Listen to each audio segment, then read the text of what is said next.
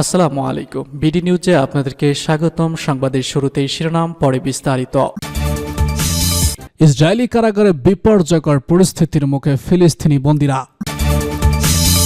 এদিকে সোলাইমানি হত্যার বিচার নিশ্চিত করার অঙ্গীকার তেহরানের। দক্ষিণ চীন সাগর পরিস্থিতি নিয়ে গভীর উদ্বেগ জাপানের। সর্বশেষে জানিয়ে দেব যুদ্ধ বন্ধে লেবাননের যে কোনো সিদ্ধান্তে সমর্থন দেবে তেহরান। শুনছিলেন সংবাদ শিরোনাম, এখন বিস্তারিত। তার আগে অনুরোধ থাকবে ভিডিওতে একটি লাইক দিন এবং কমেন্টস করে জানিয়ে দিন কোন জেলা থেকে বা কোথা থেকে আমাদের সঙ্গে যুক্ত রয়েছেন। ইসরায়েলি কারাগারে বিপর্যয়কর পরিস্থিতির মুখে ফিলিস্তিনি বন্দীরা। ইসরায়েলের কারাগারগুলোতে অসংখ্য ফিলিস্তিনি নাগরিক বিনা বিচার ও সুনির্দিষ্ট অভিযোগ ছাড়া আটক আছেন। তাদের অনেকেই বছরের পর বছর কারাবরণ করছেন। গত বছরের 7 অক্টোবর হামাসের হামলার পর থেকে ইসরায়েল ফিলিস্তিন বন্দীর সংখ্যা আগের যে কোনো তুলনায় বেশি।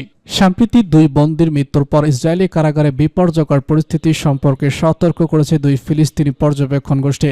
শুক্রবার এক প্রতিবেদনে খবর দিয়েছে মিডল ইস্ট আই। এক যৌথ বিবৃতিতে ফিলিস্তিনি বন্দী বিষয়ক সাবেক মন্ত্রণালয় এবং ফিলিস্তিনি বন্দী সীমিত শুক্রবার মাহি সালেমান মোহাম্মদ আলিউ এবং আনোয়ার শাবাব মোহাম্মদ আলিম এর মৃত্যুর কথা ঘোষণা করেছে। এর মধ্যে আলিউ নাসরাদের বাসিন্দা এবং অপরজন হামাস নেতা। জানা গেছে অসুস্থ হয়ে কারাগারের ক্লিনিক থেকে সাবির মেডিকেল সেন্টারের স্থানান্তরিত হওয়ার 6 দিন পর গত 6 নভেম্বর তিনি মারা যান। বিবৃতিতে অভিযোগ করা হয়, ফিলিস্তিনি কর্তৃপক্ষ এজেন্ডিং এবং ইসরায়েলি কারা প্রশাসন এই ধরনের তথ্য প্রকাশে বাধ্যবাধকতা সত্ত্বেও তার মৃত্যুর খবর প্রকাশ করেনি। আলিউ তার স্বাস্থ্যগত সমস্যা সত্ত্বেও গত বছরের 31 অক্টোবর থেকে ইসরায়েলের কারাগারে প্রশাসনিকভাবে আটক ছিলেন। তার আইনজীবীর উপস্থাপনা করা বিভিন্ন সাক্ষ্য ইঙ্গিত দেয়, আলিউ গ্রেফতারের আগে একাধিক স্বাস্থ্য সমস্যায় ভুগছিলেন এবং টিউমারের জন্য বেশ কয়েকবার অস্ত্রোপচার করা হয়েছিল, কিন্তু এরপরও তার মুক্তি মেলেনি। শেষ পর্যন্ত অসুস্থ হয়ে তার মৃত্যুবরণ হয়। এদিকে ইসরায়েলি কারাগারে নিহত অপর আরেকজন হলেন আনোয়ার শাবনান মোহাম্মদ বিন আসলিম। তিনি গাজার 4 সন্তানের জনক। আসলিম তার পরিবারের মতে গ্রেফতারের আগে পূর্ব থেকে বিদ্যমান স্বাস্থ্য সমস্যায় ভোগেননি। এই পর্যবেক্ষণ গোষ্ঠী বলছে, আলিউল এবং আসলিম ইসরায়েলি কারাগারে দীর্ঘকাল ধরে পদ্ধতিগত নির্যাতনের শিকার হয়েছিল, যার মধ্যে নির্যাতন, চিকিৎসা অবহেলা এবং জোরপূর্বক হেনস্থার শিকার। দল দুটি ইসরায়েলকে 2 বন্দী আলিউল এবং আসলিমের মৃত্যুর জন্য সম্পূর্ণভাবে দায়ী করছে। বিবৃতিতে সতর্ক করে বলা হয়েছে, গাজায় ইসরায়েলের যুদ্ধ শুরু হওয়ার পর থেকে বন্দীদের বিরুদ্ধে অপরাধ বেড়েই চলেছে। বন্দীদের মধ্যে বিশেষ করে যারা অসুস্থ এবং আহত, এই বিপর্যয়কর পরিস্থিতির কারণে মৃত্যুর সংখ্যা আরও অনেক বাড়বে। সোলাইমানি হত্যার বিচার নিশ্চিত করার অঙ্গীকার তেহরানের। কোনো গোপন পরিকল্পনা নয়, আইনি ও বিচারের মাধ্যমে প্রয়াত লেফটেন্যান্ট জেনারেল কাসেম সোলাইমানিকে হত্যার বিচার নিশ্চিতের চেষ্টা করবে ইরান, এমনটাই জানিয়েছে জাতিসংঘে নিযুক্ত দেশটির কূটনীতিক মিশন। সাবেক প্রেসিডেন্ট ডোনাল্ড ট্রাম্পের প্রত্যক্ষ নির্দেশে 2020 সালের 3 জানুয়ারি বাগদাদ আন্তর্জাতিক বিমানবন্দরের বাইরে ইরানের কুদস ফোর্সের কমান্ডার জেনারেল হুসাইন সালামিকে ড্রোন হামলায় হত্যা করে মার্কিন সামরিক বাহিনী। মার্কিন গোয়েন্দাদের ধারণা 5 নম্বর নির্বাচনের আগে সোলাইমানি হত্যার বদলা নিতে ট্রাম্পকে খুনের ছক কষছিল ইরান। এরই মধ্যে কমলা হ্যারিসকে হারিয়ে আবারও মার্কিন প্রেসিডেন্ট হিসেবে হোয়াইট হাউসে বসেছে যাচ্ছেন ডোনাল্ড ট্রাম্প। বর্তমানে যুক্তরাষ্ট্রের বিচার বিভাগে কমপক্ষে 2 ব্যক্তির বিরুদ্ধে মামলা চলছে, যারা ট্রাম্পকে হত্যার ষড়যন্ত্রের অংশ নিয়েছিলেন। আদালতের রেকর্ড অনুযায়ী তাদের মধ্যে একজন হলেন ফারহাদ শাকিরি। ইরানের ইসলামী বিপ্লবী গার্ড কর্পের অন্যতম কাজ করা এই সদস্য তদন্তকারী দলের কাছে স্বীকার করেছেন তাকে সেপ্টেম্বরে ট্রাম্পকে পর্যবেক্ষণ এবং শেষ পর্যন্ত হত্যা করার দায়িত্ব দেওয়া হয়েছিল। তবে এমন অভিযোগ তাৎক্ষণিকভাবে প্রত্যাখ্যান করেন ইরানের পররাষ্ট্র আব্বাস কারাকচি। তিনি একে 3য় শ্রেণীর কমেডি নাটক বলে অভিহিত করেন। ইরানের 3য় পক্ষের মাধ্যমে ডোনাল্ড ট্রাম্পকে হত্যার কোনো তথাকথিত কোনো পরিকল্পনা নাই বলে সেপ্টেম্বরে লিখিত আশ্বাস প্রদান করেছিল। ইরানের দাবি, তারা আইনি ও বিচার বিভাগীয় কর্তৃপক্ষের মাধ্যমে সোলাইমানি হত্যার বিষয়টি অনুসরণ করেছে এবং আন্তর্জাতিক আইনের সুপরিচিত নীতিগুলি সম্পূর্ণভাবে মেনে চলে। ইরান এবং ইরাক রোববার বলে এসেছে, আন্তর্জাতিক আইনের অধীনে অপরাধীদের সংগঠন এবং হত্যার পৃষ্ঠপোষকদের জবাবদিহিতা ও বিচারের আওতায় আনার লক্ষ্যে আইনি প্রতিক্রিয়া চালিয়ে যাওয়া তাদের বৈধ অধিকার।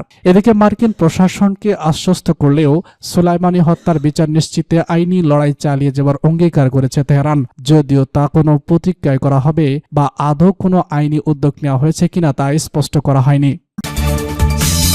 দক্ষিণ চীন সাগর উপস্থিতি নিয়ে গভীর উদ্বেগ জাপানের প্রধানমন্ত্রী শিগেরু কাশিদা দক্ষিণ চীন সাগর, হংকং এবং জেনজিয়াং ঘিরে দৃষ্ট পরিস্থিতি নিয়ে চীনের প্রেসিডেন্ট শি জিনপিং এর কাছে একটি জোটের প্রথম ব্যক্তিগত আলোচনায় গুরুত্বের উদ্বেগ প্রকাশ করেছেন।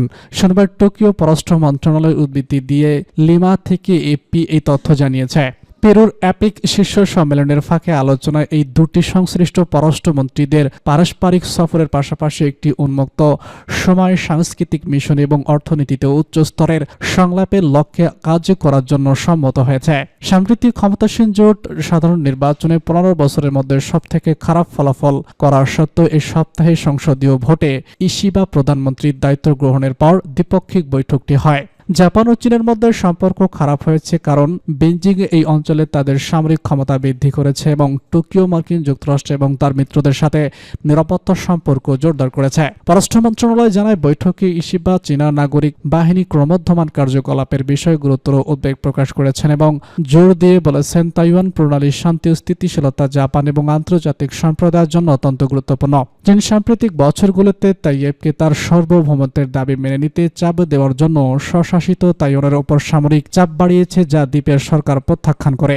চীনের পররাষ্ট্র মন্ত্রণালয় এক বিবৃতিতে বলেছে, শি ইতিমধ্যে বলেছেন তিনি আশা করেন যে জাপান ইতিহাস এবং তাইওয়ানের মতো চীনের প্রধান সমস্যাগুলো সঠিকভাবে পরিচালনা এবং পার্থক্যগুলো গঠনমূলকভাবে মোকাবেলা করতে চীনের কাছে কাজ করবে।